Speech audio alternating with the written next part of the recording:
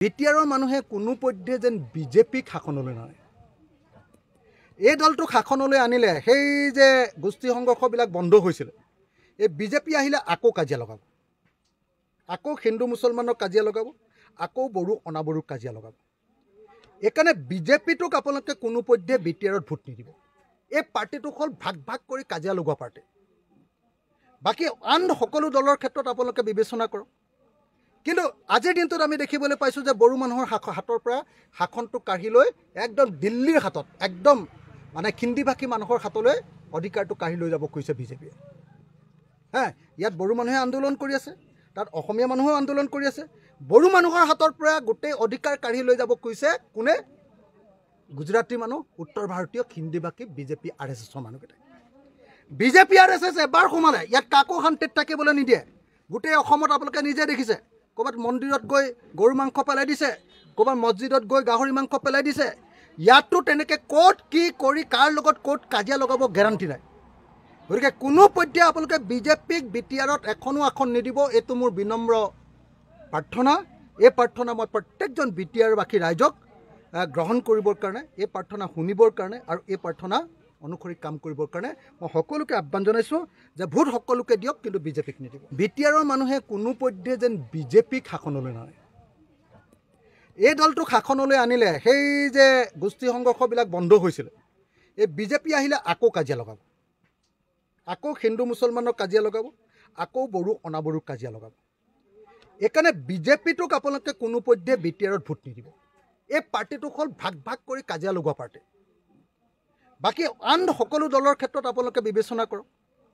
কিন্তু আজিৰ দিনটোত আমি দেখিবলৈ পাইছোঁ যে বড়ো মানুহৰ হাতৰ পৰা শাসনটো কাঢ়ি লৈ একদম দিল্লীৰ হাতত, একদম মানে খিন্দি ভাষী মানুহৰ হাতলৈ অধিকাৰটো কাঢ়ি লৈ যাব খুজিছে বিজেপিয়ে। ইয়াত বড়ো মানুহে আন্দোলন কৰি আছে, তাত অসমীয়া মানুহেও আন্দোলন কৰি আছে। বড়ো মানুহৰ হাতৰ পৰা গোটেই অধিকাৰ কাঢ়ি লৈ যাব খুজিছে কোনে?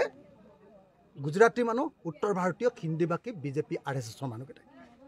বিজেপি RSS এবাৰ সোমালে ইয়াত কাকো শান্তিত থাকিবলৈ নিদিয়ে। গোটেই অসমত আপোনালোকে নিজে দেখিছে, ক'ৰবাত মন্দিৰত গৈ গৰু মাংস পেলাই দিছে, ক'ৰবাত মছজিদত গৈ গাহৰি মাংস পেলাই দিছে। ইয়াতো তেনেকৈ ক'ত কি কৰি কাৰ লগত ক'ত কাজিয়া লগাব গেৰাণ্টি নাই। গতিকে কোনো পধ্যে আপোনালোকে বিজেপিক বিটিআৰত এখনো আসন নিদিব, এইটো মোৰ বিনম্ৰ প্ৰাৰ্থনা। এই প্ৰাৰ্থনা মই প্ৰত্যেকজন বিটিআৰবাসী ৰাইজক গ্ৰহণ কৰিবৰ কাৰণে, এই প্ৰাৰ্থনা শুনিবৰ কাৰণে আৰু এই প্ৰাৰ্থনা অনুসৰি কাম কৰিবৰ কাৰণে মই সকলোকে আহ্বান জনাইছোঁ যে ভোট সকলোকে দিয়ক, কিন্তু বিজেপিক নিদিব। বিটিআৰৰ মানুহে কোনো পধ্যে যেন বিজেপিক শাসনলৈ নানে। এই দলটোক শাসনলৈ আনিলে সেই যে গোষ্ঠী সংঘৰ্ষবিলাক বন্ধ হৈছিল, এই বিজেপি আহিলে আকৌ কাজিয়া লগাব, আকৌ হিন্দু মুছলমানক কাজিয়া লগাব, আকৌ বড়ো অনাবড়োক কাজিয়া লগাব। এইকাৰণে বিজেপিটোক আপোনালোকে কোনো পধ্যে বিটিআৰত ভোট নিদিব। এই পাৰ্টিটো হ'ল ভাগ ভাগ কৰি কাজিয়া লগোৱা পাৰ্টি। বাকী আন সকলো দলৰ ক্ষেত্ৰত আপোনালোকে বিবেচনা কৰক। কিন্তু আজিৰ দিনটোত আমি দেখিবলৈ পাইছোঁ যে বড়ো মানুহৰ হাতৰ পৰা শাসনটো কাঢ়ি লৈ একদম দিল্লীৰ হাতত, একদম মানে খিন্দি ভাষী মানুহৰ হাতলৈ অধিকাৰটো কাঢ়ি লৈ যাব খুজিছে বিজেপিয়ে। ইয়াত বড়ো মানুহে আন্দোলন কৰি আছে, তাত অসমীয়া মানুহেও আন্দোলন কৰি আছে। বড়ো মানুহৰ হাতৰ পৰা গোটেই অধিকাৰ কাঢ়ি লৈ যাব খুজিছে কোনে?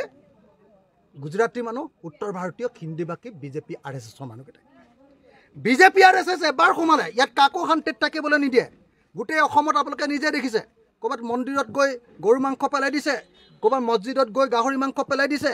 ইয়াতো তেনেকৈ ক'ত কি কৰি কাৰ লগত ক'ত কাজিয়া লগাব গেৰাণ্টি নাই।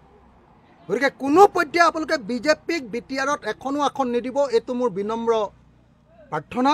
এই প্ৰাৰ্থনা মই প্ৰত্যেকজন বিটিআৰবাসী ৰাইজক গ্ৰহণ কৰিবৰ কাৰণে, এই প্ৰাৰ্থনা শুনিবৰ কাৰণে আৰু এই প্ৰাৰ্থনা অনুসৰি কাম কৰিবৰ কাৰণে মই সকলোকে আহ্বান জনাইছোঁ যে ভোট সকলোকে দিয়ক, কিন্তু বিজেপিক নিদিব।